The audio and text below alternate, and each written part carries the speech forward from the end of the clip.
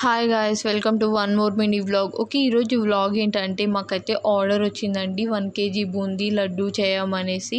మనం పిండి ఎంత స్మూత్గా కలుపుకుంటే మనకి బూందీ అంత స్మూత్గా వచ్చింది. సో మనకు అప్పుడు లడ్డు కట్టేటప్పుడు చాలా సింపుల్గా అయిపోయిందండి. సులువుగా లడ్డు కట్టేయచ్చు స్మూత్గా ఉంటే బూందీ అనేది.